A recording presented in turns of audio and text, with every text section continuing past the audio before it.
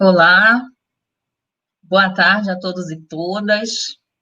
Gostaria de saudar a todos que estão nos prestigiando nessa tarde. Havia muita expectativa pela fala do nosso convidado de hoje. Eu sou a professora Lívia Silva, sou professora da Faculdade de Educação, da UFPA. Vou estar dividindo a mediação dessa sessão de hoje à tarde com a professora Jaqueline Freire, minha colega do campus de Abaetetuba. Sinta-se muito bem recebida, abraçada, dar as minhas saudações especiais ao professor Fodé Abulai Mané, de Guiné-Bissau, que vai dividir conosco um pouco da sua experiência, dessa vivência da pandemia no cenário acadêmico, né? É importante que a gente lembre que essa é uma iniciativa coletiva do nosso instituto, do Instituto de Ciências da Educação, aqui da Universidade Federal do Pará, para qual conjugar os esforços coletivos da Faculdade de Educação, da Faculdade de Educação Física e do nosso programa de pós-graduação em Educação, por essa preocupação, né, desse momento de crise pandêmica que nós vivemos, que é um momento de crise social e que nos afetou também enquanto comunidade acadêmica, né?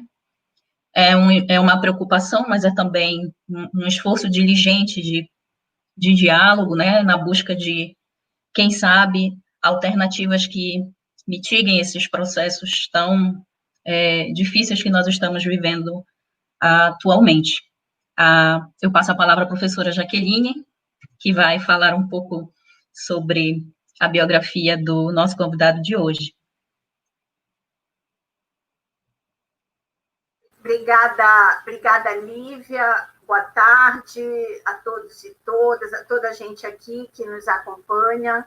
Eu sei que vão entrar estudantes da Unilab, estudantes que estão na diáspora, em diferentes países.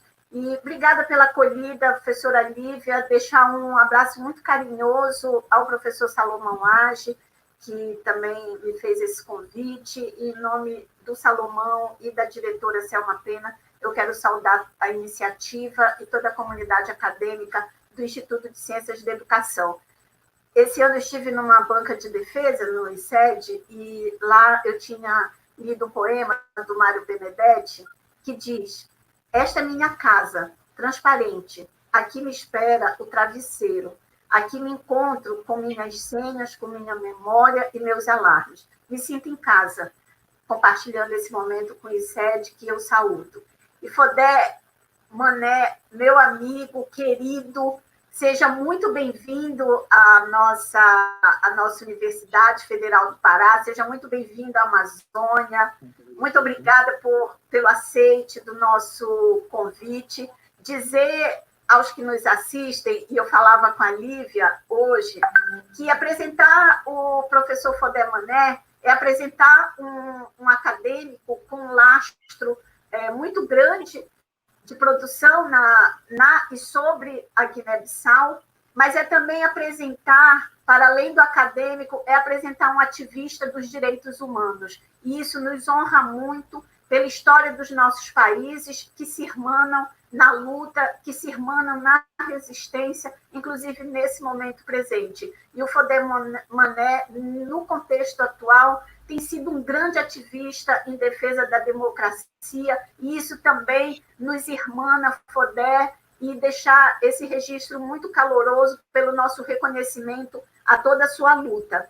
E do ponto de vista acadêmico, o Dr. Fodé Mané é bacharel em Direito, advoga, inclusive foi advogado da Embaixada do Brasil na Guiné-Bissau, fez doutorado na Universidade de Coimbra, defendendo uma tese com muito louvor, é investigador permanente do INEP, que também é o Instituto Nacional de Estudos e Pesquisa na Guiné-Bissau, que seria aqui no Brasil um correlato do que é o IPEA, não seria um irmão do que é o nosso INEP. O INEP da Guiné-Bissau é um instituto correlato ao que é o IPEA.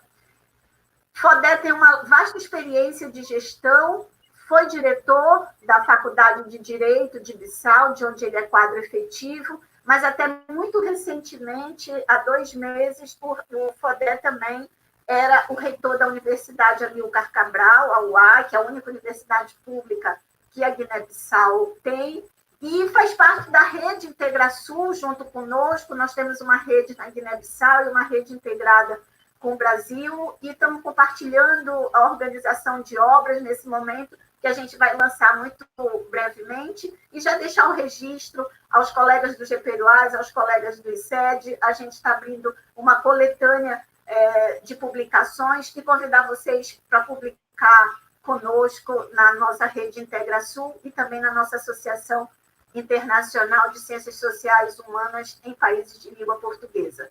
Fodé, mais uma vez, os nossos agradecimentos. Seja muito bem-vindo. Muito obrigado. Boa tarde. Talvez boa noite em outros países. Um pouco mais alto, Fodé. Um pouco mais próximo. Agradecer. Boa tarde. Quero agradecer a toda a gente, em especial a professora Jacqueline, o professor Salomão, o Cláudio e toda a gente, a Lívia, a professora Selma do ICED. Tanto é com muita honra e muita responsabilidade que estou aqui para tentar partilhar aquilo que é também a minha preocupação, principalmente neste momento em que toda a humanidade está a viver uma situação muito difícil. Só para recordar, para além daquela apresentação exaustiva feita pela professora Jacqueline, eu, nos últimos 20 anos, estou empenhado e preocupado com a situação do ensino superior na Guiné-Bissau.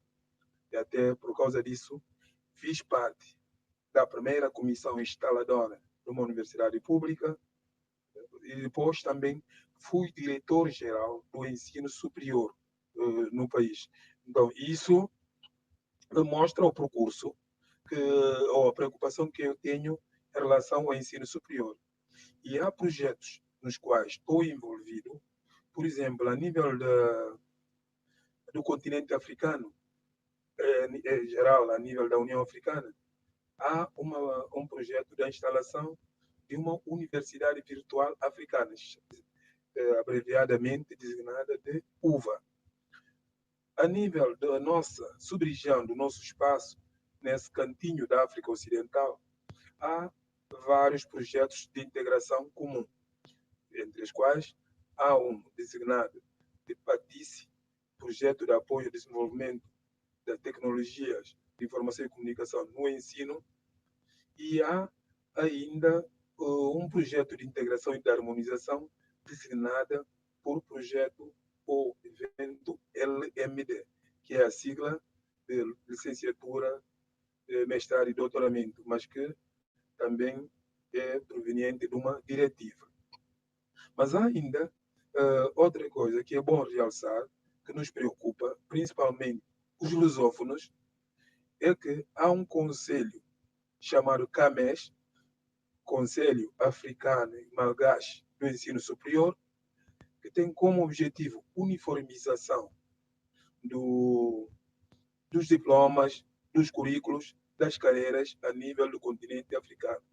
Como é de conhecimento de toda a gente, a África é formada por 54 países, mas que cada país tem um sistema de ensino, um sistema de organização administrativa um pouco decalcado do seu antigo colonizador.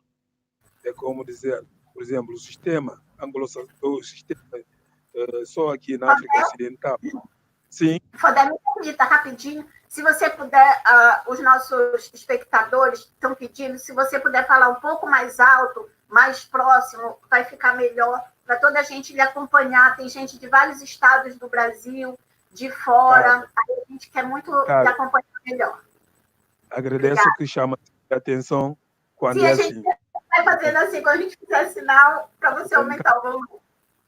Como, então, no caso da Guiné, para contextualizar melhor as pessoas que nos estão a acompanhar, a Guiné faz parte da África Ocidental, que é mesmo à frente do Brasil, vendo o mapa, atravessando o Oceano Atlântico. Neste espaço estão 16 países, 16 países, 8 falam a língua inglesa. A Guiné-Bissau e Cabo Verde são os únicos que falam a língua portuguesa, o restante fala a língua francesa. E a Mauritânia, que não está politicamente integrado, mas faz parte do espaço, tem o francês como oficial, mas tem a língua árabe. E cada um desses países, podemos ver, os anglófonos inspiram ou decalcam do sistema britânico. Os francófonos estão ainda muito mais ligados com a França, quase todo o sistema está ligado à França. E a Guiné-Bissau, que não está muito ligado a Portugal, embora herdou toda a sua política, o seu sistema de Portugal, mas em termos de educação e formação, não há uma obediência, uma ligação direta com Portugal. Então acaba por estar num bloco onde tem algum problema. E depois, como eu estava a falar num determinado momento, há uma dinâmica de integração nos últimos anos no continente africano. Criou-se blocos. Eu falei há pouco da União Africana, cujo objetivo era de transformar em Estados Unidos da África uma espécie de um Estado federal. E temos na nossa zona União Econômica Monetária Oeste-Africana, que é um bloco de integração de 8 países que já tem uma moeda única, tem tudo em termos de mercado único. Depois temos a chamada ECOWAS, que é a sigla em inglês, em português fala-se da CEDEAO, Comunidade Econômica dos Estados da África Ocidental. Um dos princípios da integração é a liberdade de circulação de pessoas e bens. Principalmente, vamos sentar nesta questão da liberdade de circulação de pessoas. Quer dizer, as pessoas podem mover, podem concorrer para um posto nos 16 países ou nos 8 da UEMOA, e não pode haver restrição pelo facto de sair do Senegal ou da Guiné-Bissau ou de Cabo Verde. As pessoas têm que ser tratadas de forma iguais. Havendo esta situação de cada país ter o seu sistema de ensino inspirado no seu antigo colonizador, sabemos que é difícil fazer a comparação. Só a título de exemplo, no caso da licenciatura, que vocês no Brasil falam de bacharel em Direito, as cadeiras são totalmente diferentes. E os anos, a carga horária é totalmente diferente. No Senegal, são 4 anos. Na Guiné-Bissau, são 5 anos e mais um ano vestibular. Na Nigéria e no Ghana, são 3 anos. Como é possível concorrerem as pessoas com diplomas, com cargas horárias totalmente diferentes para o mesmo posto? Certamente vai haver alguma desigualdade. Então, esta preocupação fez com que se acelerou esta dinâmica de harmonização dos diplomas, dos sistemas do ensino. E a Guiné-Bissau, que estava muito atrasada, muito mesmo, porque vou buscar a comparação no país muito vizinho aqui, no Senegal, que já tinha o sistema de ensino superior desde 1875. E podemos ver que a Universidade Amílcar Cabral, o seu decreto de criação foi de 2004. Embora havia algumas escolas autônomas de formação superior, refiro-me à Faculdade de Medicina e à Faculdade de Direito, mas surgiram em modelos não apropriados pelos guineenses. Por exemplo, a Faculdade de Medicina era uma espécie de anexo de um bloco da Universidade da Havana. E a Faculdade de Direito de Bissau era anexo da Faculdade de Direito da Universidade Clássica de Lisboa. Então, nessa condição, podemos ver que o ensino superior está um pouco atrasado em relação aos outros.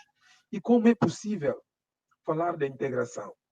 Então, entendeu-se que eu participei em algumas reuniões na qualidade de diretor-geral de ensino superior nos países da sub-região, mas no Burkina Faso, em Ouagadougou, em que estava-se a pressionar os países para introduzirem um sistema harmonizado designado LMD.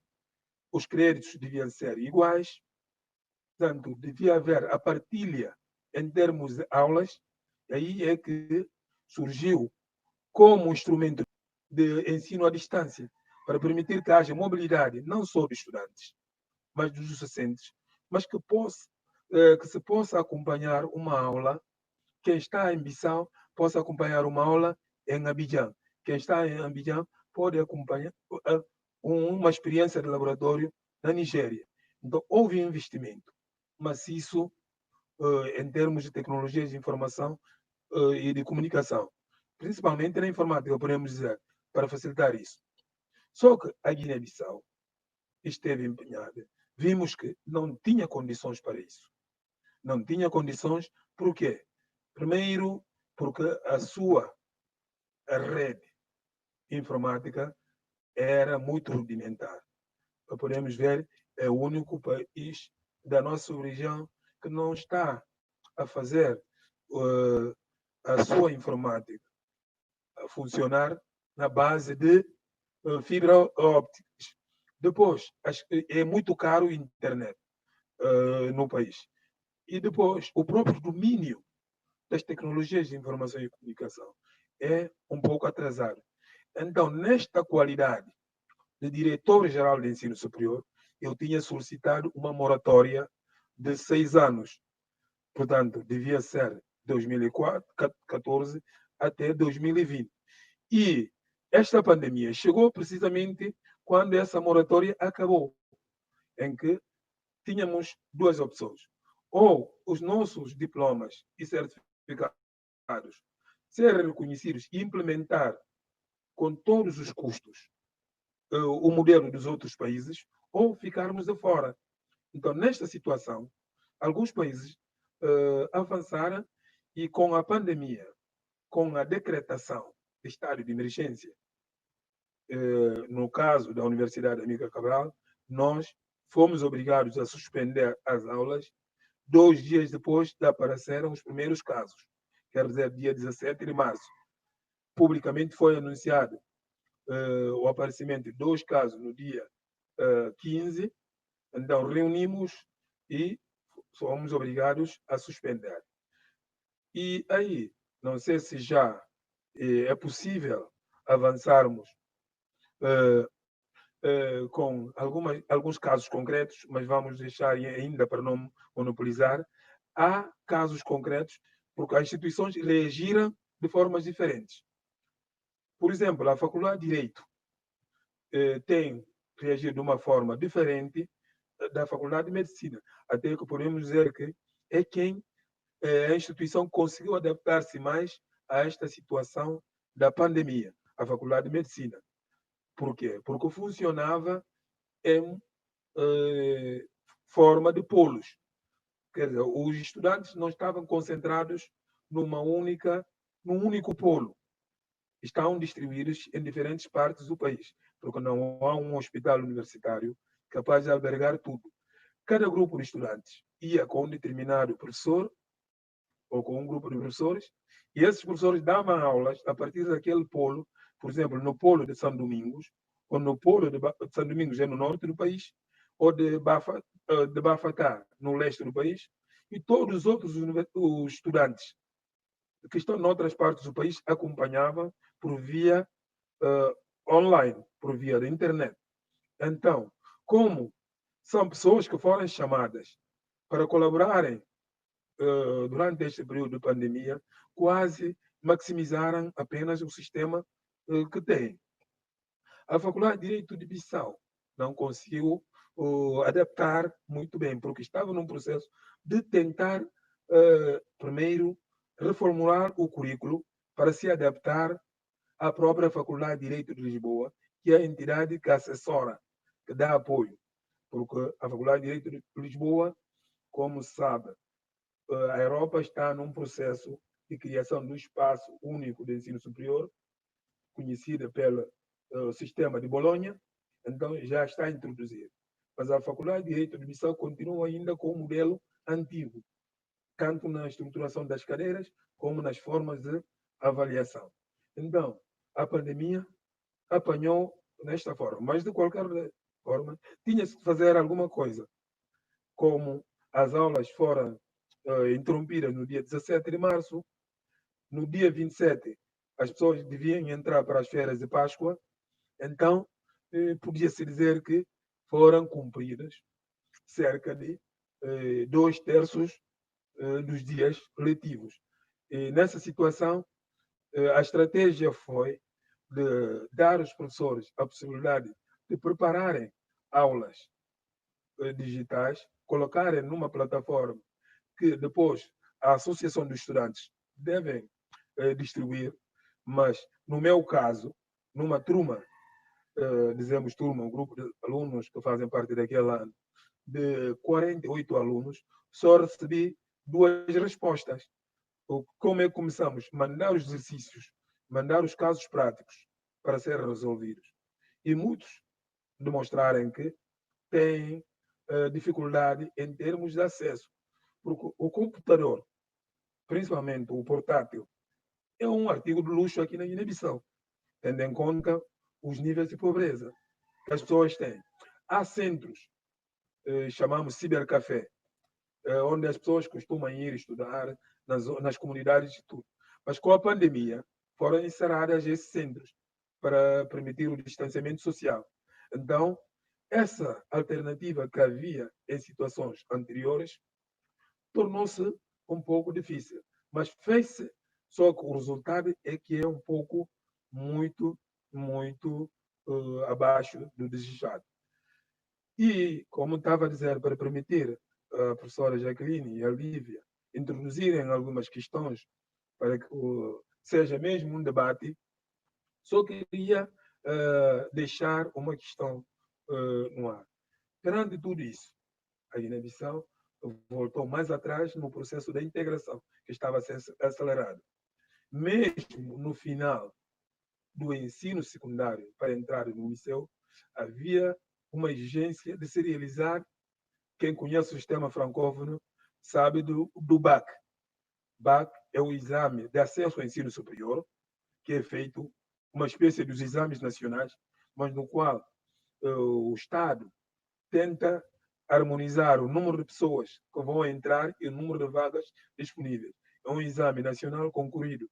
E este ano nós íamos experimentar, porque nos países francófonos que têm essa tradição, as disciplinas que são levadas para o BAC são o francês, história e geografia, ciências da vida e da terra, que é como a junção da biologia e da química, o nosso sistema. Então, fomos obrigados a adaptar, mas que não havia essas condições. Portanto, podemos ver que essa pandemia, para além de vai afetar os próprios interesses dos estudantes, o funcionamento, vai ter muito reflexo neste processo da integração do nosso sistema de ensino, nesta harmonização que estamos a fazer e, consequentemente, na liberdade e na igualdade de oportunidade dos guineenses com dos outros. E nós pensamos na alternativa. A alternativa podia ser nós, porque, sendo corrido no sistema oeste africano, anglófono e francófono, tínhamos que reforçar com os países lusófonos. Nesta base, talvez a cooperação com as universidades portuguesas, que já também nos últimos anos conheceu uma dinâmica muito importante, principalmente os politécnicos, a cooperação com as universidades brasileiras, das quais há exemplos mesmo da Jacqueline e das outras, que tentarem dinamizar essa cooperação, porque só isso é que pode fazer com que haja esta dinâmica, que sejamos bem integrados. Senão, vamos cair numa, as pessoas não gostam de dizer, numa colonização educativa, porque somos obrigados a abandonar o modelo francófono, ou não, modelo lusófono, do qual está estruturado todo o nosso sistema, para introduzir um modelo francófono onde vamos ficar atrás. E hoje, com essas experiências que tivemos, aquilo que está a ser feito nos outros países, portanto, principalmente países lusófonos, Portugal e Brasil, onde também recomendamos os estudantes a retirarem algumas aulas gravadas, principalmente no Brasil, no YouTube. Eu ainda tentei baixar, porque a matéria que eu devia dar era sobre o testamento, portanto, no direito das sucessões. Então, encontrei em muitas aulas no YouTube, tive que baixar e ceder aos alunos e tentar orientar em termos de harmonização da legislação. Então, esta é aquilo que penso para também saber se estão a acompanhar ou não, aquilo que é o contexto do ensino superior guineense público neste momento. As privadas, nós sabemos que as privadas têm as suas dificuldades, porque não há subvenção ao ensino superior. Então, as pessoas trabalham... Professor Foda, um momento. Sim. Permita-me interromper um momento. À vontade. Nós ainda estamos tendo dificuldade com o seu áudio. Eu não sei bem se você põe o dedo no lugar da saída de áudio, porque tem alguns momentos que o som vem bem legal, mas no geral está baixo. Eu não sei se é o jeito que você está segurando. Não, eu estava segurando para aproximar. Não sei se agora está bem.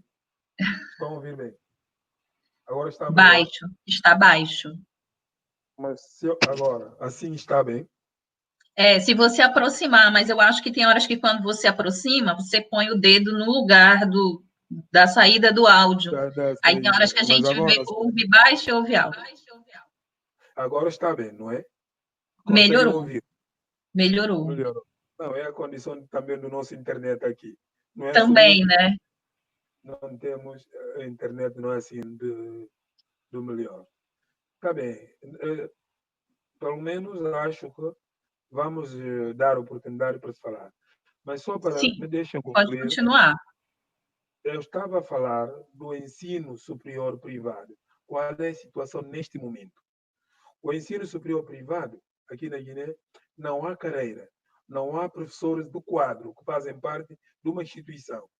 As pessoas são contratadas e só recebem de acordo com as horas que têm dado a contribuição. E a polêmica que existe é que, se vocês chamarem um professor para preparar uma aula e colocar online, como é que se pode controlar, como é que se pode pagar? E os alunos acham também que não podem pagar nessas circunstâncias em que não estão a trabalhar, não estão a frequentar as aulas. E, resumindo, vamos ter uma grande queda no ensino superior privado por causa da pandemia. Até a Associação dos Diretores do Ensino Superior Privado já tiverem um encontro com o ministro. Nesse encontro, o que é que eles pediram? Ajuda do governo em compensar o pagamento das mensalidades. Chamamos aqui de propinas. Eu sei que a propina no Brasil não tem um sentido positivo. Aqui, as mensalidades, as taxas que os alunos pagam, chama-se de propina, mas não vão poder pagar. E como é que se vai fazer? Portanto, temos o ensino superior, que a pandemia dividiu em duas velocidades. O público, sim, porque aí o governo pode implementar a taxa de pagamento era abaixo, pode isentar, porque o governo é que paga os docentes.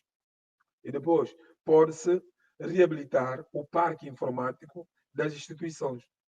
E o parque informático das instituições privadas, quase todas elas estavam com computadores desde as suas criações. Quase todas elas têm mais de 10 anos. Por isso, vai refletir. Então, vou esperar. Espero que a Lívia, desta vez, ouviu-se um pouco melhor.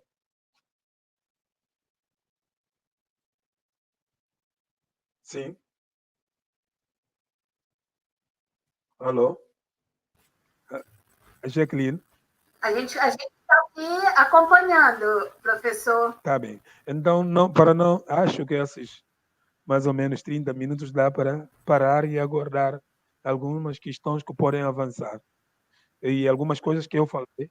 Sei que falei um pouco rápido e não se ouviu, mas estou disponível a esclarecer.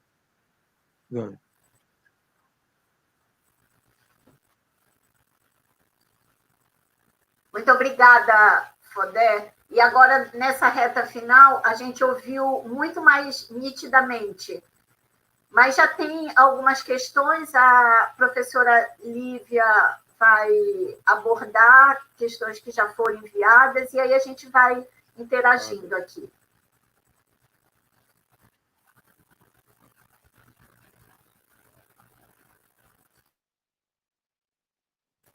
Lívia, acho que teu microfone está desligado. Oi, verdade, estava desligado. Professor, primeiro agradecer, né? Agradecer a sua fala, e a gente vê muitas similaridades, né, também com a realidade que a gente convive aqui no Brasil, realidade de pobreza, de pouca assistência social, nesse momento de pandemia, e também de desafios que a gente tem de não deixar de dar uma resposta também, enquanto instituição educativa, para a sociedade. A gente tem uma pergunta aqui que é sobre a cooperação entre Brasil e Guiné-Bissau, sobre os intercâmbios, que conversas estão sendo feitas em relação a entidades de educação e de saúde.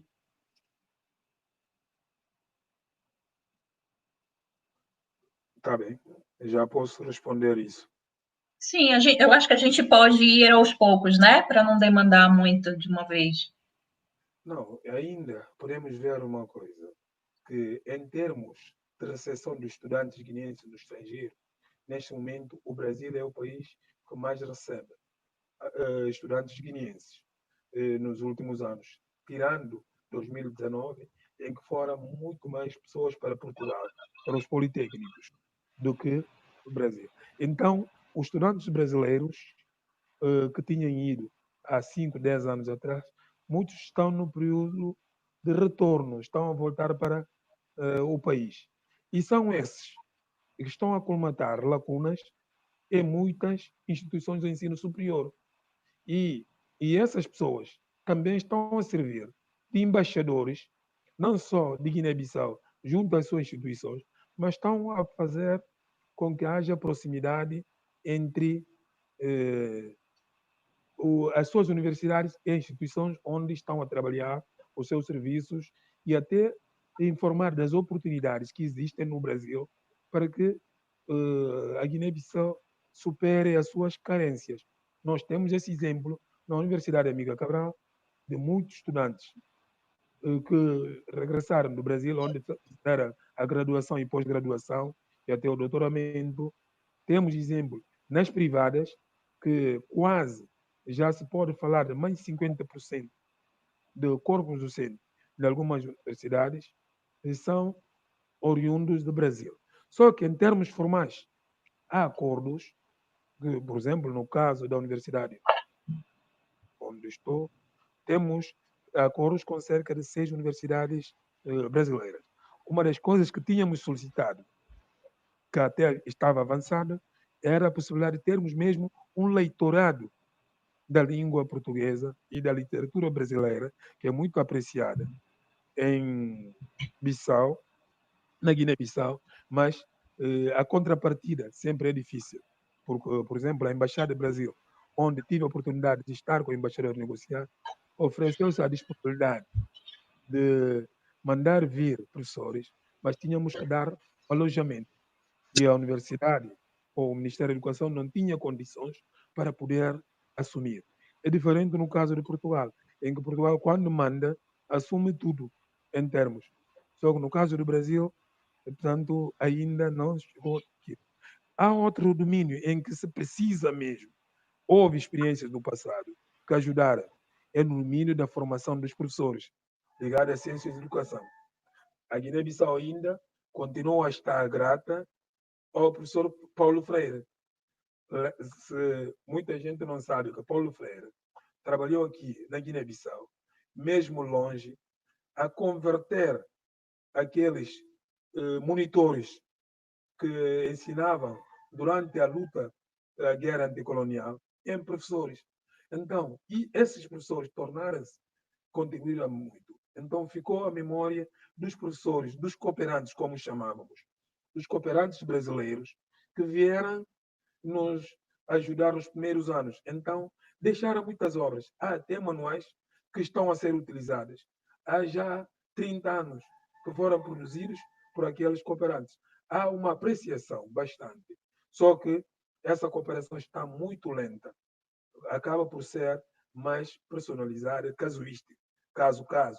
Por exemplo, a Universidade Mica Cabral, com o Unilab, como estávamos, a professora Jacqueline prometeu que conhecemos aqui a Universidade de Pará e as outras. Portanto, neste momento, nós desejamos mais. E pode ser muito rentável, pode ajudar nesta situação em que estamos.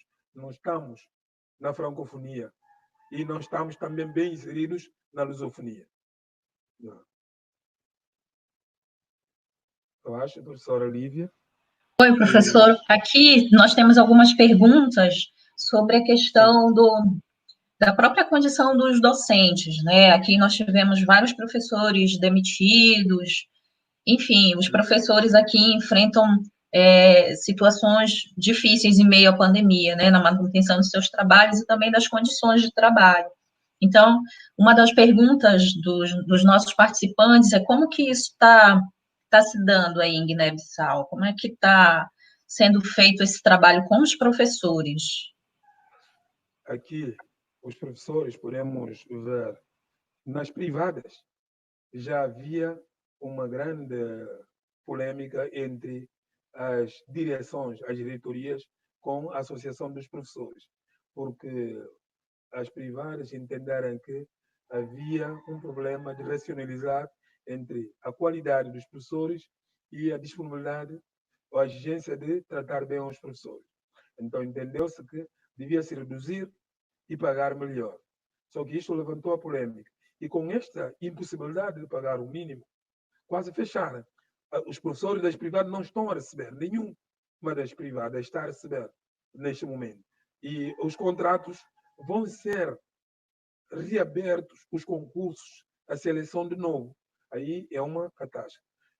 Nas universidades públicas, como, por exemplo, a Faculdade de Direito, a Escola Nacional de Administração, a própria Universidade Mica Cabral, aí, portanto, não foram demitidos, mas também aqueles complementos salariais que atraía os professores deixou de ser pago. Quando é assim, o professor recebe menos do que um segurança, um agente de segurança privado. Então, em vez um professor universitário recebe o salário, se não tiver aquele complemento, recebe menos do que um vendedor ambulante na rua. Então, não vai continuar, por patriotismo, a ficar na universidade e receber. A não ser aqueles que têm um outro serviço e por ligação. Por exemplo, eu fui obrigado a retomar a minha carteira de advogado para poder sustentar e continuar como docente universitário. Porque tinha carteira de advogado, exercia, mas que tinha deixado para dedicar-me à vida acadêmica. Tenho que fazer as duas coisas. E nós sabemos quando é assim, a qualidade, isso vai refletir na nossa prestação. Portanto, não houve, não foi aprovada uma lei, assim, lei óbvia que podia proteger, e não há um sistema de segurança social para os professores, então a situação será muito pior depois. Professor, em Guiné-Bissau há uma prevalência das universidades particulares, não é isso? Pelo que eu pude compreender. Uma pública. Uma única universidade pública, né? Então, a gente queria entender um pouco mais como que está se dando nessas duas realidades esse desenvolvimento das aulas remotas, né? Quais são as tecnologias utilizadas, qual é o investimento feito nisso e se há uma diferenciação nesses dois espaços, de maneira que a gente percebe aqui, por exemplo, que as nossas públicas são mais fortes no sentido, inclusive, de construção de tecnologia, de conhecimento, né? E a gente queria conhecer um pouco da realidade aí. Sim, na verdade, há mais investimento em termos, dizemos, de tecnologia de informação e comunicação, em termos de sala de informática, em termos de materiais e tudo. nas universidades públicas, mas isso, como estava a dizer, eu passei como diretor de ensino superior.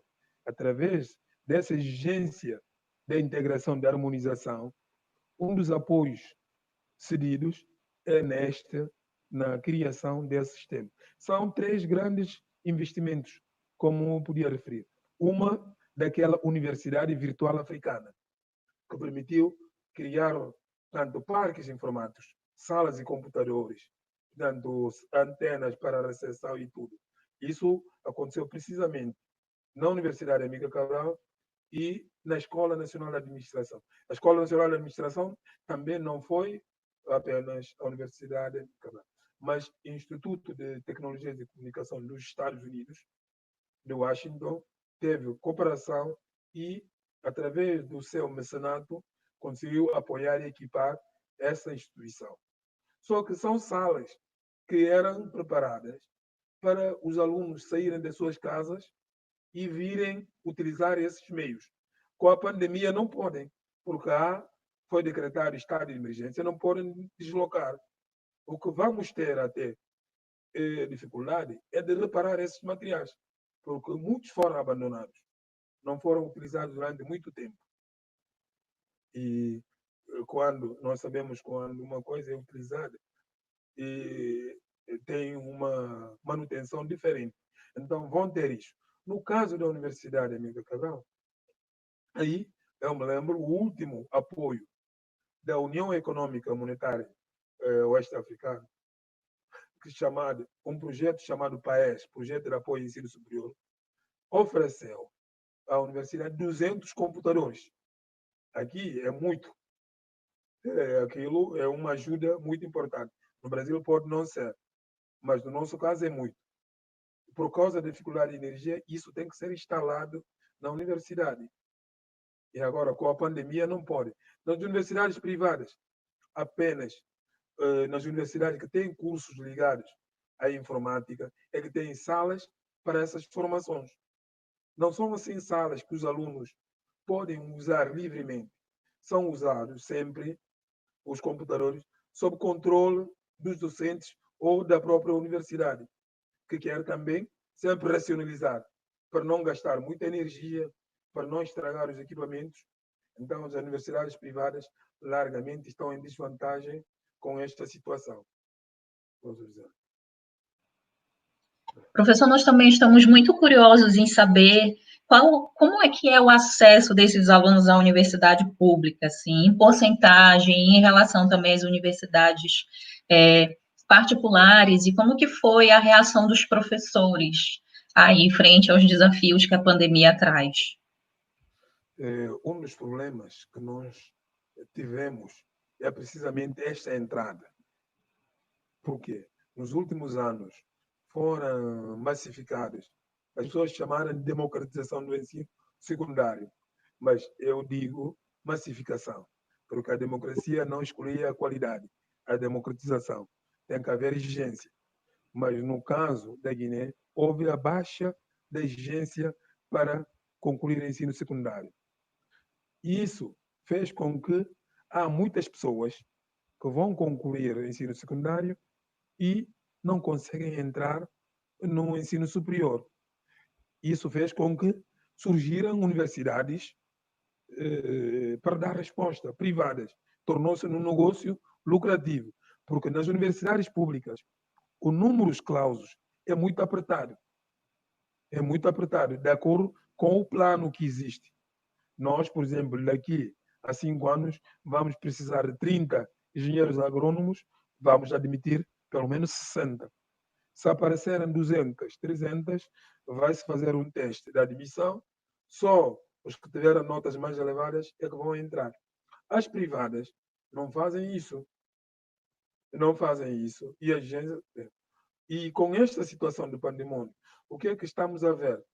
É que algumas universidades privadas, portanto, vão tentar ser mais suaves em termos de avaliação, porque a pandemia faz com que se encontre desculpa para muita coisa, para baixar as guardas em termos de rigor acadêmico, rigor científico. E isso vai ter efeito. Portanto, o critério de entrada nas privadas é apenas com a disponibilidade de vaga. E contratam. E nós vimos que mesmo no mercado de trabalho, há uma diferença entre os que saíram das privadas e os que saíram das públicas. As públicas continuam a ser mais rigorosas, só que são muito insuficientes. Por exemplo, você tem na Faculdade de Direito cerca de 45 alunos que entram. Nas privadas você tem cerca de 500. Está a ver a desproporcionalidade entre essas. E depois, as privadas não pagam isso que nas públicas está-se a fazer. Os professores das públicas estão a preparar as aulas, gravarem aulas, mandarem, receberam os casos práticos, porque sabem que o salário é pago por mês. Quer tenham trabalhado ou não, vão receber. Então, a própria universidade está em condição de poder exigir a própria instituição. Enquanto que a privada está numa incerteza total. Aí também a entrada e a saída vai ter a consequência da pandemia. Até aqui já se fala de pandemônio em vez de pandemia. O que vamos ter.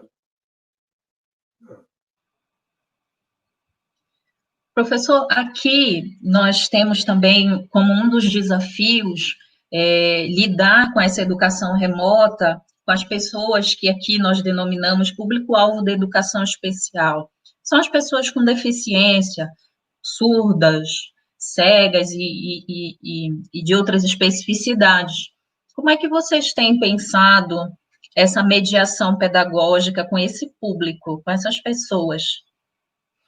Não, perante essa situação, no ano passado começou-se a falar da educação inclusiva, a possibilidade de permitir que as pessoas com necessidades especiais possam entrar e fazer a formação superior, porque a média de pessoas com deficiência nas universidades, por exemplo, na Faculdade de Direito de Bissau, que tem cerca de 500 alunos, tem apenas 2 alunos destes, com necessidades especiais. Está a ver? E temos conhecimento de números muito pouco nas privadas, porque não têm possibilidade de pagar. Nas públicas, portanto, podem entrar e podem ser isentados do pagamento, mas nas privadas não têm possibilidade de pagar. E algumas privadas fazem alguns gestos de generosidade, atribuir bolsas a algumas pessoas com deficiência, principalmente na Escola Nacional de Administração, nos cursos da contabilidade e administração, são permitidas principalmente deficientes motores, porque os deficientes visuais, audiovisuais, esses continuam a ser excluídos. As pessoas com deficiência de locomoção ou deficiência nos membros superiores e inferiores conseguem, podemos dizer que há mesmo uma discriminação imposta pela situação entre os próprios deficientes, porque as universidades não estão preparadas para darem aulas através de linguagem gestual, através de braille, não estão preparadas. E este ano, com o apoio da Associação Acadêmica da Faculdade de Direito de Lisboa, instalou-se uma impressora para braille, para apoiar o único aluno cego. O único. Está a ver? Então, as pessoas com necessidades especiais vão ter ainda mais atrasos, mais prejudicados com esta situação de pandemia. Porque não, para permitir que tenha acesso à escola, tem que haver algum investimento em termos de acessibilidade, em termos de formação dos próprios docentes, em termos de equipamentos, e não há esse investimento. Não há esse investimento. E as privadas, nem pensar, porque não têm onde obterem os fundos para isso. E a mesma coisa, há uma camada das meninas também, que muitos vão ter que interromper as suas carreiras estudantis por falta de quem vai suportar para pagar. Porque muitos são obrigados a fazerem alguns trabalhos extras, alguns negócios informais, para poderem assegurar os seus estudos. E não vão conseguir, por causa deste longo período de emergência, que estão sem trabalho, sem negócios e tudo. E o pouco que vão conseguir vão dar prioridade à subsistência, à alimentação ou vestuário. Também vamos ter o aprofundamento da desigualdade social, as pessoas com deficiência vão ter ainda mais dificuldade. Aquelas iniciativas que estavam a ser levadas a cabo para poder apoiá-los, essas iniciativas vão encontrar muitas dificuldades. E as meninas também vão estar muito próximas dessas pessoas. E vamos ter ainda muita desigualdade em termos de gênero nas nossas universidades. E já existe muito mesmo. Mesmo naqueles cursos que tradicionalmente as meninas preferem ir, vão ter dificuldade de suportar. E ainda, com esta possibilidade de aulas à distância, de utilização de plataformas eletrônicas, de computadores ou outros aparelhos para poder receber os materiais, livros digitais e tudo. Se não têm computador, não estão em casas onde há luz para poderem conectar.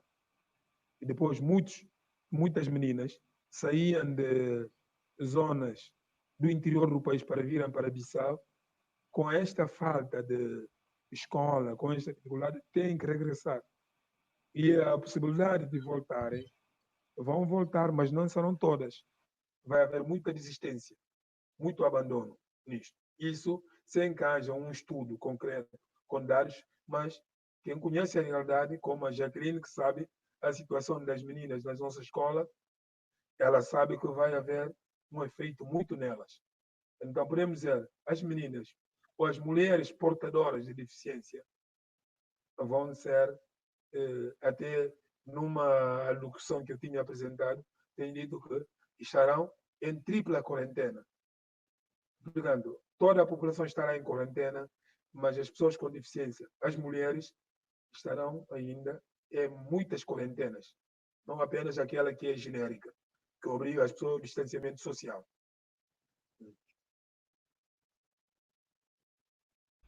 Professor, muito interessante você lembrar a experiência das mulheres, né, que estão passando pela pandemia, porque aqui no Brasil também são as mulheres que ficam muito sobrecarregadas, né, nos cuidados com os doentes, enfim, no cuidado com a família, né, e nós também passamos por um processo de adoecimento muito maior, emocional e tudo, né? Acho que é importante a gente vislumbrar isso. E a gente tem algumas perguntas ainda aqui sobre a questão das atividades práticas. Eu aqui, por exemplo, na Faculdade de Educação, sou professora de estágio supervisionado. É uma disciplina no âmbito da formação de professores em que a gente precisa ir para o campo, né, para a escola. Então, nesse momento, está inviável por conta dos processos de isolamento. Então, como é que vocês pensam um pouco essa realidade dentro da universidade? Não, a Escola Superior de Educação não está ligada à universidade. Tem um pouco mais alto, Fodé, por favor. Não, estou a dizer que a Escola Superior de Educação está autônoma em relação à universidade. Então, nós não participamos na reflexão sobre como dar resposta. O que eu posso dizer é que não há mesmo ainda uma solução. Por quê? Nós, na Guiné, estamos a atravessar duas situações. Primeiro, esta da pandemia, que é universal, e a outra situação política, em que há um governo que se instalou e depois todos os diretores das escolas superiores da educação foram banidos, foram suspensos. E não são os diretores de cima. Então, as pessoas que foram colocadas não têm ainda o tempo para poderem ajudar na concessão. Há 2 ou 3 semanas é que se está a falar em pensar como é que essas escolas podem retomar, o que é que deve ser feito. Porque são escolas que funcionam ainda no modelo antigo. estágios supervisionados, mas em que há alunos que passam ainda pela observação, há um ano, pelo menos, de observação, depois, no ano seguinte, é que começam a fazer algumas atividades pedagógicas. Então, vamos ter esses atrasos. E a resposta que está-se a pensar, até agora, a nível global, é de fazer os exames. Como atribuir as notas? Não é como compensar as atividades que deviam ser feitas para poder fazer. E ainda há uma outra realidade que prejudica as escolas de formação. Muitas delas retomaram apenas em janeiro, porque havia greve. Um período de 3 meses de greve. E quando terminaram as greves, chegou esta pandemia. Então, será um ano perdido nas escolas de formação. E são escolas frequentadas pelas pessoas, algumas delas já têm família constituída. Um ano perdido é muita coisa para essas. Isso vai ter reflexo em termos próprios da colocação dos docentes por parte do Ministério da Educação. Vai haver reflexo disso. Até tenho conhecimento de que os que terminaram o curso no ano passado ainda não foram colocados, porque quando deviam ir para o terreno, calhou com a suspensão das aulas, por causa da pandemia.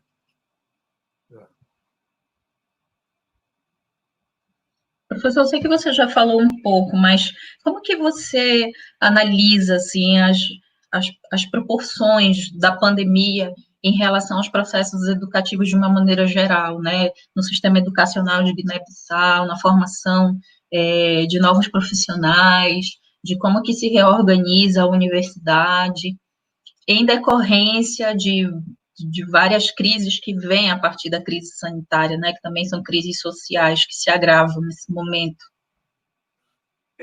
Certo. Porque o sistema tem conhecido vários sobressaltos, várias interrupções. Mas a análise aqui tem que ser global porque é um meio muito pequeno. Recorda, eu falo com um curso com 50 pessoas, uma escola com 500 alunos. Está a ver? Mais ou menos. Então, é um meio muito pequeno. As respostas, há ainda muito controle direto por parte do poder político. O governo ainda, as instituições não têm autonomia. É a partir do Ministério é que são feitos os controles. Mesmo na universidade, quem nomeia os reitores, os diretores, é ainda o ministro. Para a fixação das taxas de pagamento, aqui não há alguma autonomia. Mesmo para propor alguma solução, as instituições estão a fazer. Mas há ainda um forte controle político. Autonomia acadêmica. Ainda estamos muito longe disto. Há um controle muito direto do poder político. E quando há uma mudança política, tem efeitos diretos.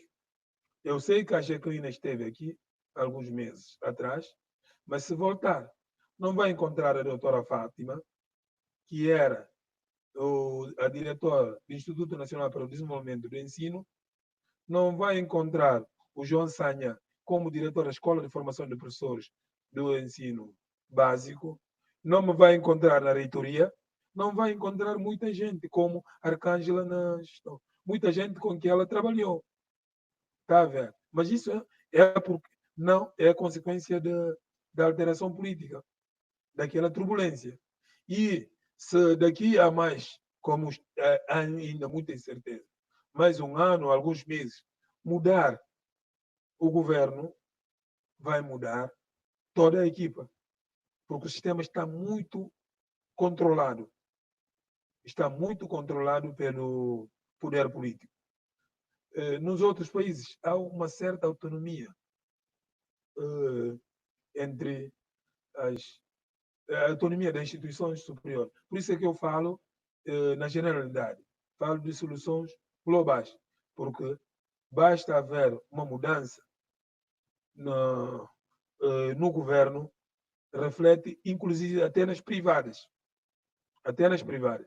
Embora Neste momento há uma iniciativa, que depois vou falar com a professora Jacqueline, de criação de uma cooperativa. Porque há pessoas que, como a doutora Fátima, como o professor Brahima, que ela conhece, que já não estamos no sistema. Eu continuei como docente e tudo, mas há alguns que formalmente não estão. Estamos a pensar numa cooperativa para tentar dar resposta. E, precisamente, a nossa expectativa é contar com a cooperação, a colaboração com as outras universidades e esses professores que eventualmente podem estar no desemprego, podem ser, se a cooperação podia ajudar para virem dar formação aos docentes, para podermos ter um ensino superior de qualidade. Porque não se pode falar de uma faculdade, de um instituto, se não tem o seu próprio corpo docente, se não há uma carreira docente. Portanto, não se pode falar. Então, nós começamos essa reflexão para poder. E vamos partilhar com alguns colegas, com alguns colegas, e até na troca de correspondência entre os que vão participar neste evento, nesse curso. Não me lembro já de quem mostrou que a sua universidade está disponível para a cooperação com as outras. Eu reti isso, portanto, porque a cooperação é que pode suprir essas lacunas da forte intervenção do Estado. Porque o Estado pode ajudar, mas cria muita dependência. Quando retirar, cria fosso. É necessário um certo equilíbrio nessa matéria. Professora, eu soube pela Jaqueline que vocês estão em Guiné-Bissau com uma governança recente, né? Uma governança de natureza muçulmana. E ela dizia para mim que você, mesmo sendo muçulmano, tinha muitas críticas, né? E inclusive tinha se colocado muito veementemente contra algumas questões. Aqui nós também estamos muito angustiados com o nosso governo, que é um governo negacionista em relação à pandemia. Eu queria saber um pouco mais, né, como é que está esse quadro pandêmico, se há visibilidade dos casos, como é que o governo está tratando dessa situação em nível de sociedade, de publicidade e de encaminhamento de políticas de saúde, por exemplo. Não, isso não é uma... Sim. Só complementando a questão que a Lívia trouxe, aqui no Brasil circulou muito as informações e de uma forma muito crítica, vindo da Guiné-Bissau, em relação a testes que seriam aplicados para a poliomielite e que, na verdade, estão associados à busca, a pesquisas de enfrentamento de Covid.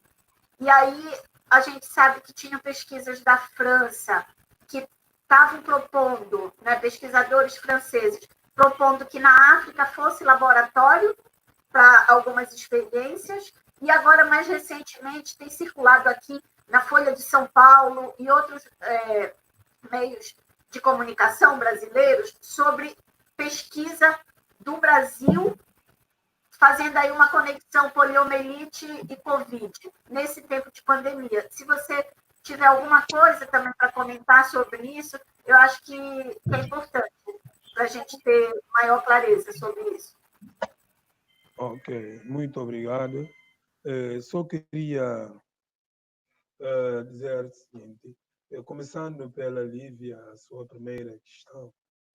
Aqui há instabilidade política, há mudança de governo, só que isso não tem a ver... mais alto, Fodé, por favor. Isso não tem a ver com a religião exatamente. Embora, durante o período eleitoral, a religião foi utilizada para tentar captar a simpatia de algumas pessoas fora de Bissau. Dizer que o governo, essas pessoas não gostam dos muçulmanos quando estão na zona dos muçulmanos. Quando estão noutra zona, não gostam dos filhos de agricultores, não sei o quê. Utilizou-se várias identidades, não é apenas muçulmano. Só que nós que achamos que o acesso ao poder, o acesso a cargos públicos deve ser por via da legalidade. Então, o atual governo chegou sem ganhar eleições. O nosso sistema é semipresidencialista, muito parecido com o sistema português, em que o presidencialismo ou o presidente da República vai para uma eleição à parte. O governo é o partido que tem a maioria no parlamento. Então, não está a acontecer. Então, houve muita reação. Eu, como ativista dos direitos humanos, tenho criticado muito. Então, isso fez com que tinha que optar ou continuar a fazer críticas ou deixar a universidade. Eu preferi continuar a fazer e deixar o cargo como o reitor, mas sou professor, é a minha carreira, sou investigador do INEP. Também, isso tudo não é só na educação, é um regime hostil à legalidade, ao Estado de Direito, mesmo em termos ambientais, em termos sabemos há muita corte da madeira por causa disto. Sabemos que os nossos mares vai haver muita pirataria nos nossos mares. Isso prejudicou bastante. E ainda, quando este governo chegou, deixou tudo do governo anterior, que tinha um plano de emergência para lutar contra a Covid-19 desde finais de janeiro e princípio de fevereiro. Só há 2 semanas, quando viram que os casos estavam a aumentar, é que demoliram, posso dizer, uma comissão interministerial que estava a tratar porque os casos estão a aumentar e foram buscar a ministra de Saúde do governo que foi afastado, pedir-lhe para presidir uma chamada alta comissariado para lutar contra coronavírus, porque viu-se que esta coisa não entra na política. A saúde é a realidade, é a ciência. Você não tem que inventar. Coronavírus não tem cartão de partido, não conhece cores. Então tiveram que voltar atrás, porque estava a ter efeitos. E os próprios doadores da comunidade internacional ficou assustado com insistente pedido de dinheiro. Precisamos de tanto. A comunidade internacional dizia que não, damos materiais em vez de dinheiro. Vamos dar ventiladores, vamos dar máscaras e tudo, quando o governo precisava. Mas nessas 2 últimas semanas já está a ser restabelecida a confiança. Portanto, essa questão de confiança é muito importante. E o governo não informa por medo da reação popular, porque sabe que a sua legitimidade é muito fraca. E nesta base é que toda a Guiné-Bissau tem conhecimento da eventualidade, da possibilidade daquele texto, através de folhas de São Paulo. Aqui não houve nenhuma comunicação. E depois, esta alta comissária é que veio a confirmar, porque o governo estava a recusar que não se vai fazer o teste. Mas ela, como é uma senhora honesta, até faz parte da comissão de ética do Fundo Global, é uma pessoa eticamente muito responsável, diz não, vamos esclarecer isso como deve ser. É verdade, não vamos, mas vamos tentar esclarecer quais serão os contornos. Mas mesmo assim, eu não vejo isso como uma coisa. Apesar daquela instituição designada Centro de Saúde de Bandim ter feito muitos trabalhos muito importantes no domínio de saúde, é uma instituição ligada a uma universidade dinamarquesa, mas desta vez autonomizou-se, mudou de estrutura, tem apoio dos americanos por causa da importância dos estudos que faz na área das doenças diarreicas, doenças materno-infantil, dos levantamentos que fez. Fez trabalhos, é uma instituição reconhecida aqui no país.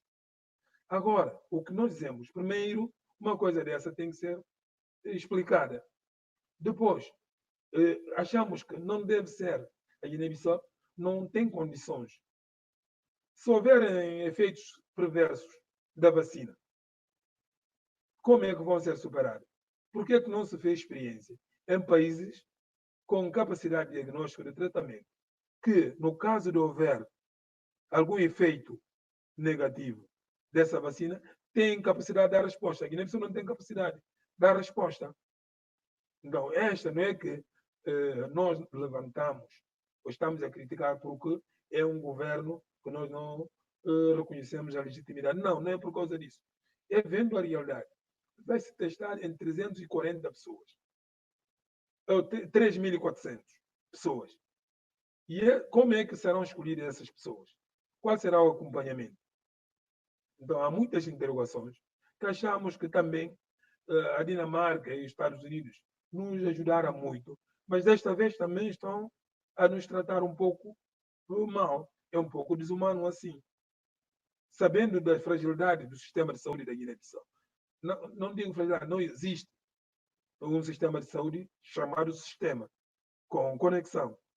Há hospitais, há enfermeiros, mas com tudo interligado, bem preparado, planificado, não existe. E você vai fazer teste naquele país. Onde, se você vacinar a pessoa, pode levar muito tempo para saber onde é que ela está. Mesmo neste momento, há uma ruptura em termos de recebimento de antirretrovirais. Porque há pessoas que recebem antirretrovirais do Programa Nacional de Luta contra a SIDA, mas que o próprio programa já informou que muitos desapareceram, não é capaz de controlá-lo.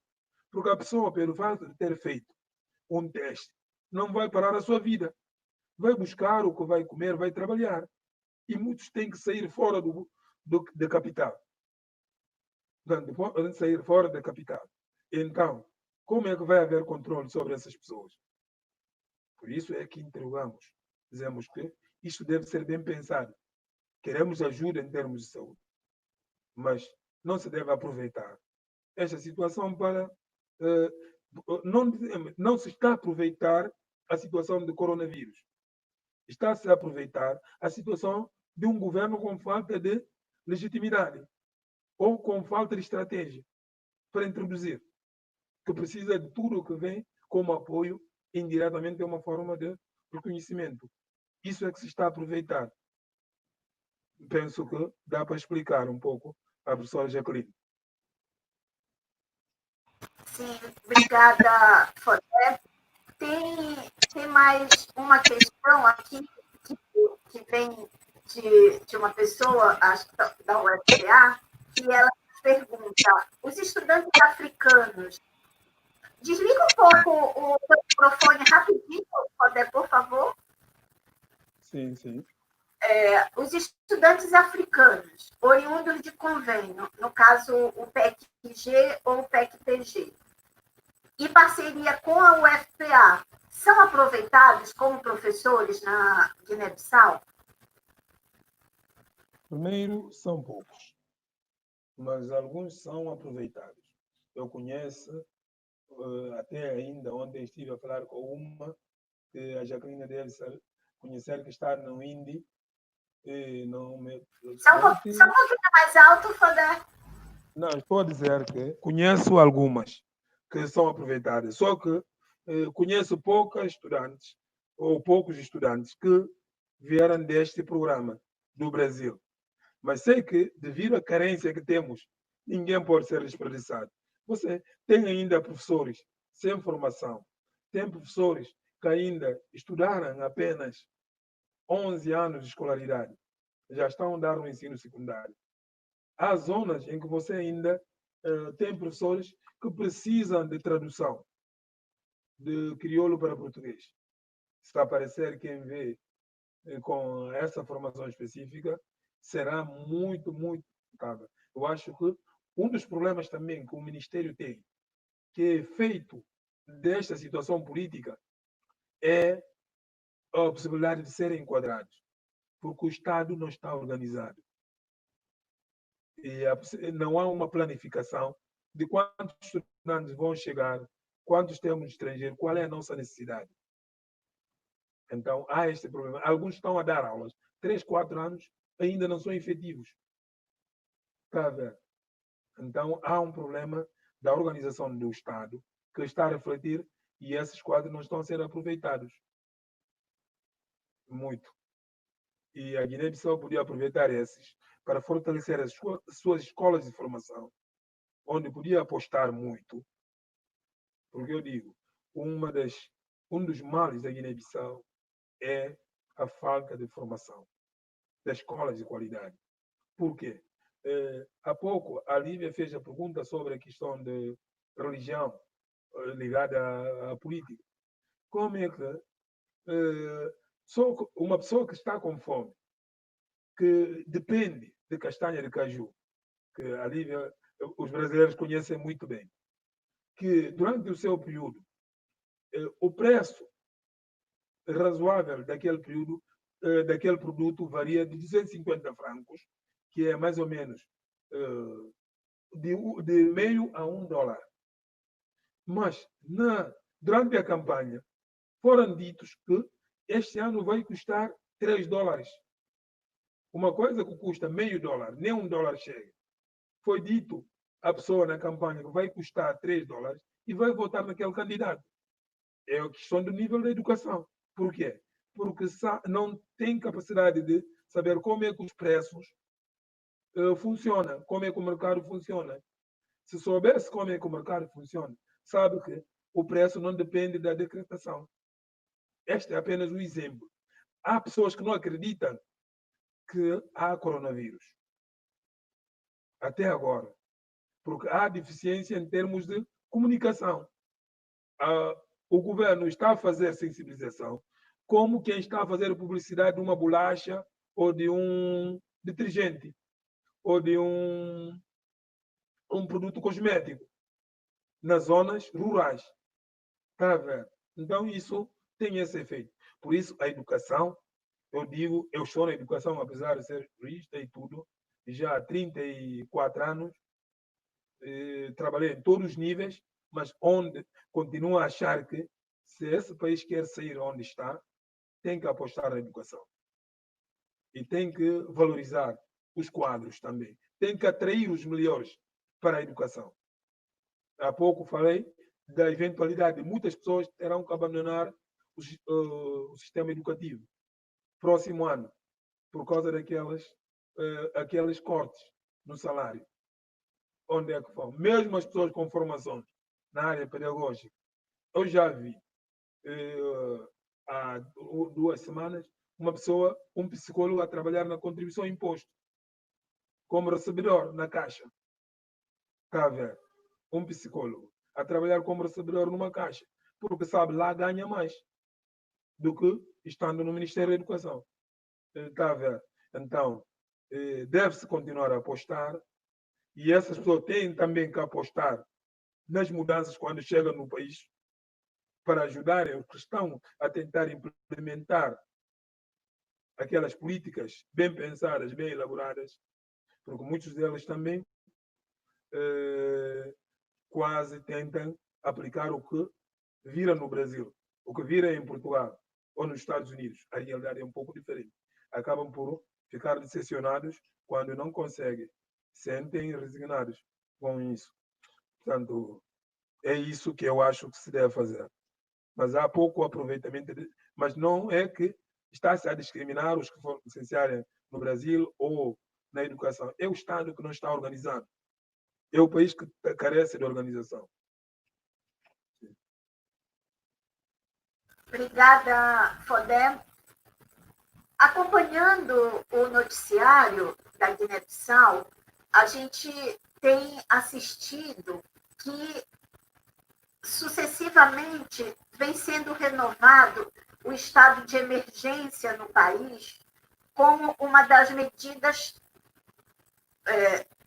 argumentado publicamente, como uma das medidas para conter a pandemia do Covid. Acho que isso talvez seja também uma questão importante de você se reportar. Que medidas principais estão sendo tomadas no país para conter essa escalada de contaminação do Covid no país, considerando todas as questões que você já levantou? Essa é uma questão. E uma segunda questão, você abordou sobre gênero, sobre a pandemia na interface com outras situações. A gente queria ouvir um pouco de você, Fodé, se a chegada da pandemia e a sua ampliação no país, se isso tem... O que isso repercutiu em termos de violência? Tem alguma relação da pandemia com mecanismos de repressão no país, medidas punitivas, medidas de repressão para conter? Como é que está sendo esse controle? Muito obrigado. São duas perguntas interessantes e muito interligadas. Em termos de medidas, há dois tipos de medidas que estão a ser tomadas. Primeiro, restrição de circulação. As pessoas não podem juntar, não podem sair de casa em determinadas horas. Embora cada vez que está a ser renovada, portanto, é alargada a hora em que as pessoas podem circular. E o uso obrigatório das máscaras. São duas medidas apenas que estão a ser tomadas neste. E obrigação de permanência em casa e o uso obrigatório das máscaras. E isso também está ligado à sua segunda questão. A pessoa que foi apanhada a circular fora da hora prevista pode sofrer violências mesmo. Eu assisti ainda no sábado, até estive numa das rádios a fazer crítica. Por quê? Se a pessoa sair, manda a pessoa voltar para casa. Se não usar a máscara, não podes multar, pedir dinheiro. Imagina, uma máscara custa mais ou menos $1. Eu não sei qual é o câmbio que pode ser com reais. Mas $1, se a maior parte das famílias, $1 pode custar 2 quilos de arroz. E a base da alimentação aqui na Guiné é o arroz. Quer dizer, a pessoa tinha de comer para 4 dias aquilo que ele pode comprar uma máscara. Está a ver? Por vezes não compra uma máscara, nem porque não quer. É a sua situação de pobreza. Então, tenta arranjar outra forma de enganar a autoridade para poder ir resolver o seu problema. Quando é assim, é apanhado, é batido. Portanto, é castigado, é retirado. Se tiver algum dinheiro, tem que pagar a multa que vai até 5.000 francos. Mais ou menos próximo de $10. Quem não tem $1 vai ser obrigado. Isso é uma violência extrema. Para além da violência física mesmo. Porque nas duas primeiras declarações de estado de emergência, não havia recolher obrigatório. Nas últimas, acrescentou-se com recolher obrigatório. Isso o que é que quer dizer? Que a pessoa não só não deve sair para além do seu concelho, da sua região, não deve estar fora da casa. Tem que estar dentro. E nós recebemos, na nossa rede dos defensores de direitos humanos, muitas denúncias, muitas queixas. Uma delas, uma pessoa que é muçulmana, estava a rezar na sua varanda, porque o Ramadão passou há um mês atrás. E durante o período de Ramadão, as pessoas rezam muitas vezes, nas horas. Então, esta pessoa estava a rezar fora, mas sozinha. E agentes da Guarda Nacional chegaram, bateram-lhe porque está a violar recolher obrigatório. Para além da violência no sentido horizontal, porque as pessoas que costumavam sair todas em casa só voltavam à noite e agora são obrigadas a ficarem juntos. Um mês, começam a surgir conflitos, começam a surgir atritos. E a própria distribuição, utilização de meios de subsistência começa a ser mais competitivo.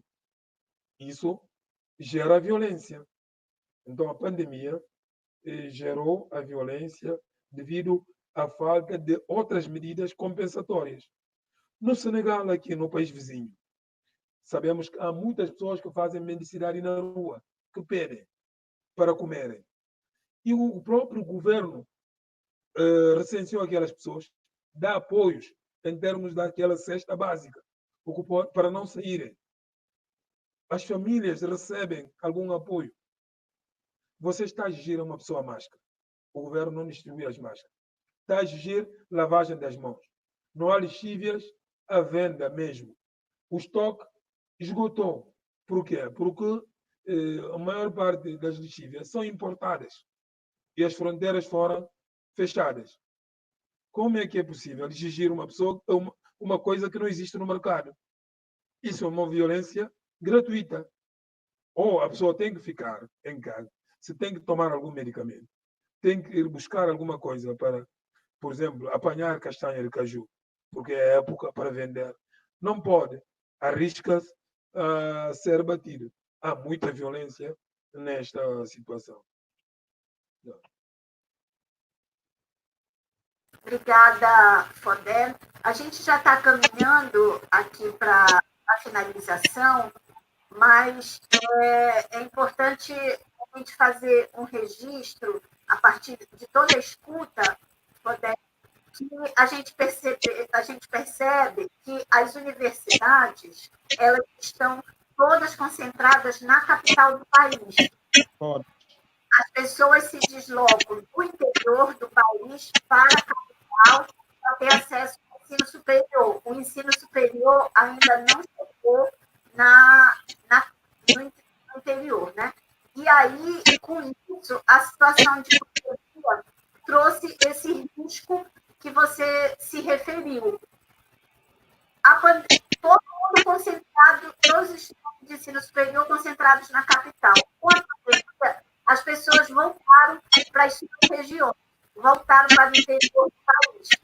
E uma coisa importante também de destacar é o calendário. Você falou no processo de Bolonha, o calendário de vocês é diferente do calendário aqui no Brasil. Então, a pandemia apanhou vocês numa outra altura, porque o ano letivo de 2019 e 2020 começou em setembro de 2019 e terminaria agora em julho de 2020.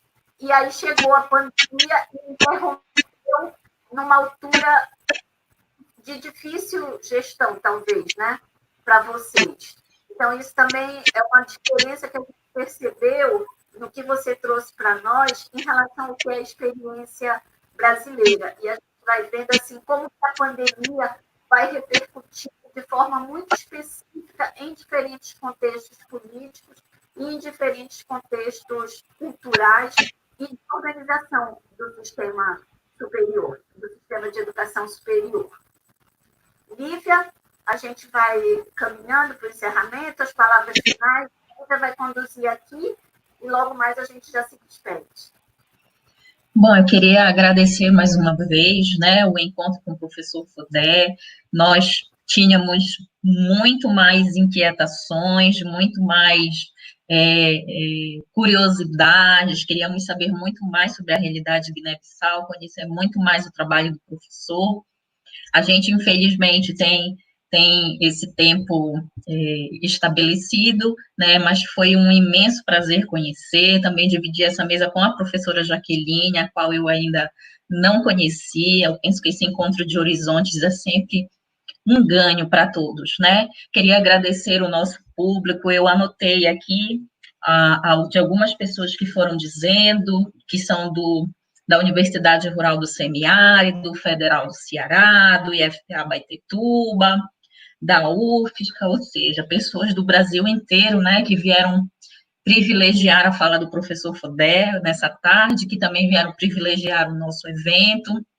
Mais uma vez ressaltando, e eu gosto sempre de dizer isso, que foi uma iniciativa coletiva, que foi uma iniciativa de esforço coletivo do nosso instituto, né, e eu penso que pelo que a gente já viveu desde ontem, vai gerar muitas inquietações, vai gerar muitos frutos, muitas contribuições importantes para a gente pensar esse nosso cenário, para a gente pensar as nossas condições próprias dos nossos lugares, mas sempre interconectados, né? Eu penso que a tecnologia, com todas as suas dificuldades, nos proporcionou isso. Acho que conhecer o professor Fodé foi um presente, né, que a tecnologia nos proporcionou nessa tarde. Então, eu deixo o professor Fodé Abulai Mané à vontade para se despedir, falar suas considerações finais, e tenho volta de que nos encontremos novamente em outras oportunidades. Muito obrigado, Lívia, muito obrigado, professor Jaqueline. E muito obrigado aos professores que proporcionaram. Eu começo por pedir desculpa devido à qualidade de som, sessão, que gostava de falar mais, mas tenho falado com este receio de não estar a ser bem recebido. Mas também dizer que o que podemos concluir de todo este encontro, que é possível cooperação, porque estamos nesse debate, é possível esse debate ser traduzido mesmo em termos de formação, em termos de partilha. Temos muitas coisas comuns e a tecnologia nos proporciona muitas coisas. Por que é que a professora Lídia não pode fazer uma palestra para os estudantes da Guiné-Bissau, para os estudantes que estão em Santo Tomé, em outras partes? Não é preciso. Então, a pandemia mostrou que o mundo estava menos solidário. Uma das mensagens é que com a solidariedade pode-se ultrapassar muita coisa, mas é preciso não pensar num lado, como se faz aqui na Guiné-Bissau. Pensar só na doença, não pensar na fome, não pensar na desigualdade, não pensar nas consequências futuras. Então, as tecnologias nos proporcionam. Meu muito obrigado a todos. Estou sempre disponível para colaborar, para participar. Tchau. Mantenha, Jacqueline e o Joel. Obrigada, Fodé. Foi uma alegria enorme ter você conosco nessa tarde. Acho que para o Instituto de Ciências da Educação, que lidera essa iniciativa, foi um momento de aprendizado muito grande. À medida que a live ia transcorrendo, eu ia pensando nos ensinamentos do Amilcar Cabral, né? Sempre tão presente na luta e sempre tão presente na resistência. Acho que agradecer o público de diferentes universidades brasileiras e guineenses que também nos prestigiaram.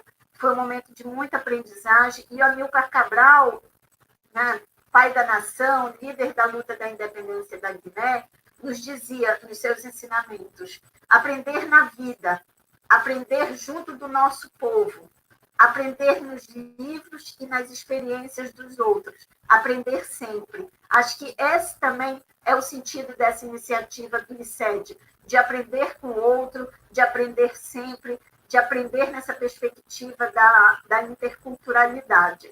Por tudo que você falou, Fodé, de todas as tensões e dificuldades, e por tudo que nós também estamos vivendo no Brasil, pelo que nós estamos vivendo no mundo, em que todas as vidas importam, mas é importante ser afirmativo de que vidas negras importam, de que vidas indígenas importam. E desse lugar do Brasil, na Amazônia, é importante afirmar a nossa ancestralidade negra, mas também a nossa ancestralidade indígena. Nossos povos indígenas têm sofrido muito o impacto da pandemia.